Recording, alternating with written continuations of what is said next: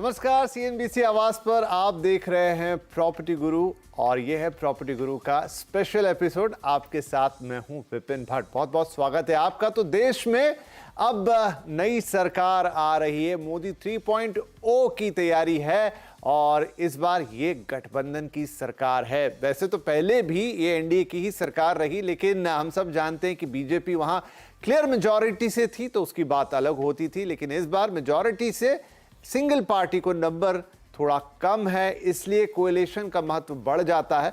लेकिन इस देश ने कई कोएलिशन गवर्नमेंट्स देखी और वो भी सफलतापूर्वक चली है और इस बार भी उसमें लगता तो नहीं कि कोई प्रॉब्लम है, कोई इशू है, कोई दो राय है, लेकिन ये वक्त के साथ हमें चीज़ें और साफ होती हुई नजर आएगी, क्योंकि राजनीति और देश दोनों हमेशा इवॉल्व होते रहते हैं। अब सवाल ये है कि ये जो नई सरकार हमारी आ रही है, इसमें देश का जो ग्रोथ पैटर्न है, जो ग्रोथ साइकिल है, क्या उस पर किसी तरह की कोई इंपैक्ट आएगी? और चूंकि हम यहाँ पर स्पेसिफिकली बात करेंगे रियल एस्टेट सेक्टर की और बात करेंगे इंफ्रास्ट्रक्चर की, तो क्या वहाँ सरकार में बदलाव या सरकार के कंटिन्यूएशन में लेकिन उसके पैटर्न में बदलाव, कोएलिशन गवर्नमेंट आने से इन चीज़ों पर क्या फर्क पड़ता है और पड़ता है तो कितना, और उसमें आपके लिए समझने जानने का क्या है? तो आज ये सारी बातचीत होगी, काफ़ी इंटरेस्टिंग होने वाली है चर्चा, और इसीलिए आज हमारे साथ हैं दो शानदार मेहमान। कार्यक्रम में हमारे साथ शामिल हो रहे हैं नाइट फ्रैंक इंडिया के ईडी गुलाम जिया साहब और लाइसेंस फराज के एमडी पंकज कपूर साहब। आप दोनों ही मेहमानों का बहुत बहुत स्वागत है। तो जैसा मैंने जिक्र किया कि देश में अब नई सरकार आ रही है और इस बार ये कोएलिशन की गवर्नमेंट होगी। पंकज कपूर साहब, क्या real estate sector in specific सरकार बदलने, किस तरह की सरकार है, किसकी सरकार है, इसका कोई सीधा डायरेक्ट कोरिलेशन कभी देखा गया? कोई इंपैक्ट सीधा सीधा आता है मार्केट पर? देखिए, मुझको तो ऐसा सीधा कोई भी कोरिलेशन कभी दिखाई नहीं दिया, और स्टेट लेवल पे थोड़ा बहुत कभी कभार कहीं दिखाई दिया कि आपका चेन्नई जैसे एक स्टेट के अंदर जो है पिछले एक वक्त के ऊपर से जो है उस तरीके की तेजी नहीं दिखाई दी जो थी। और उसके अलावा एक मैक्रो इकोनॉमिक पैरामीटर के ऊपर मार्केट डिपेंडेंट रहता है, जहाँ पे कमर्शियल ऑफिस के अब्जॉर्प्शंस के बेसिस पे जॉब क्रिएट होते हैं, रेजिडेंशियल का डिमांड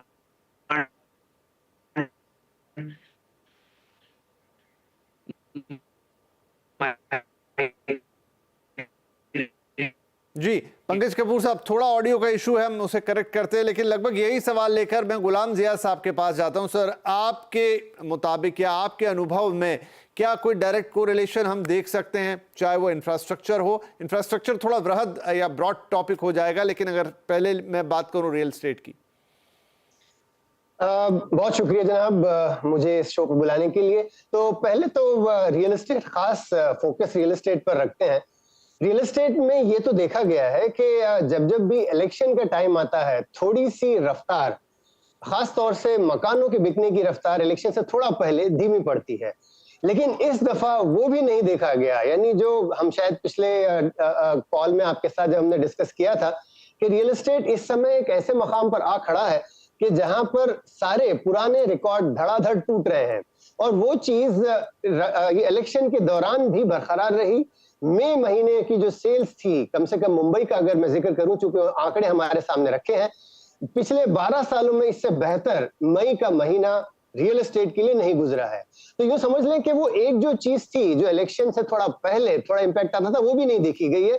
तो एक तरह से बरकरार है, जो रफ्तार रही है मकानों की बिकने की, वो बरकरार है। और दूसरी ओर, जैसे पंकज जी बता रहे थे, ऑफिस ट्रांजैक्शन भी बेहतरीन चल रहा है, जिसका मतलब कि जॉब क्रिएशन, नए जो जॉब्स क्रिएट हो रहे हैं वो भी बेहतरीन है। तो ओवरऑल रियल एस्टेट के लिए एक बहुत अच्छा सा वातावरण ऑलरेडी बरकरार है। आगे चल के भी इससे तवक्को है कि बरकरार रहेगा। इंफ्रास्ट्रक्चर, क्योंकि जो मैक्रो लेवल पर आपने इंफ्रास्ट्रक्चर का जिक्र किया, इंफ्रास्ट्रक्चर अपने आप में पिछले चंद सालों में जो क्वांटम स्ट्राइड, जो बहुत बेहतरीन छलांगे मारता हुआ सेक्टर ये दिखाई दिया है। आगे चल के भी उसे यही उम्मीद है कि इंफ्रास्ट्रक्चर में और बेहतरी आती हुई दिखाई देगी। तो गुलाम साहब, अब जैसे एक मौजूद सवाल ये रहेगा कि पहले हमने पिछले जो 10 साल देखे हैं कुछ सॉलिड गवर्नमेंट के देखे हैं, मतलब जब बिल्कुल एक पार्टी की सरकार थी, था वो भी कोएलिशन, लेकिन फर्क पड़ता है कि आपके पास खुद की मेजॉरिटी कितनी है और आपके पार्टनर्स की कितनी है। इस बार भी मोदी सरकार है, लेकिन हम सब जान रहे हैं, समझ रहे हैं कि वो फुल नंबर नहीं है बीजेपी के पास, इसलिए उनको कोएलिशन पार्टनर्स पर डिपेंड करना है। क्या ऐसे में लगता है आपको कि रिफॉर्म्स की रफ्तार या फैसले लेने की रफ्तार या जो एक पकड़ होती है एडमिनिस्ट्रेटिव चीज़ों पर आपकी एक तरफा रहती है, जहां पर आप बहुत तेज़ी से काम करा सकते हैं, वो एक इम्पैक्ट आएगा जिसका हम नीचे पर्कुलेटिंग इफेक्ट रियल एस्टेट पे देखें?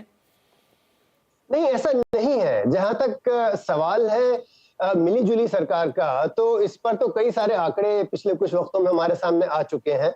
अगर मैं जिक्र उनमें से चंद का करूं कि जो इससे पहले वाजपेयी जी ने जो मिली जुली सरकार चलाई, उस दौरान उन्होंने गोल्डन क्वाड्रिलेटरल की मुहिम शुरू की थी।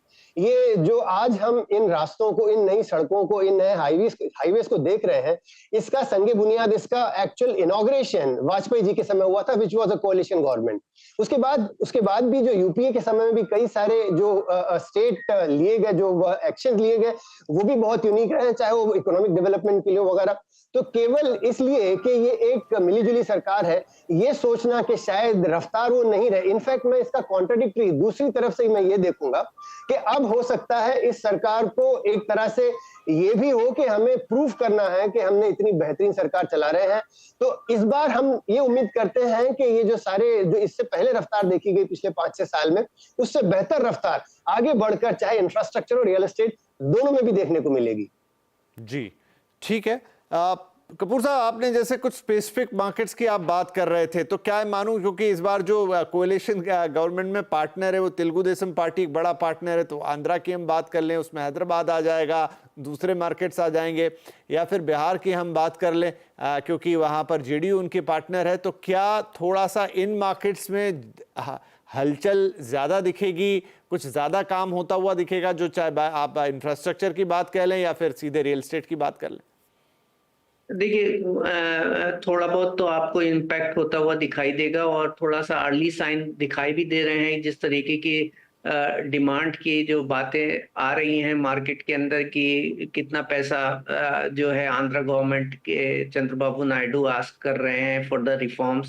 सो इस तरीके का अगर पैसा अवेलेबल होता है और रिफॉर्म्स होते हैं, और उन्होंने ये काम जो है हैदराबाद में पहले भी किया हुआ है, तो मुझे लग रहा है कि आंध्र में आपको फिर से आपको निवेश एज वेल एज ग्रोथ होती हुई दिखाई देगी। और मैं बिल्कुल एग्री कर रहा हूँ जो गुलाम बात कर रहे हैं कि जो मिली जुली सरकार है और जो मार्केट की इस वक्त की एफिशिएंसी है, इसको देख करके ये जरूर होता है कि गवर्नमेंट चाहेगी कि एम्प्लॉयमेंट बढ़े, क्योंकि वो एक मेजर कंसर्न होकर के आया है जिसकी वजह से एक लॉस हुआ है।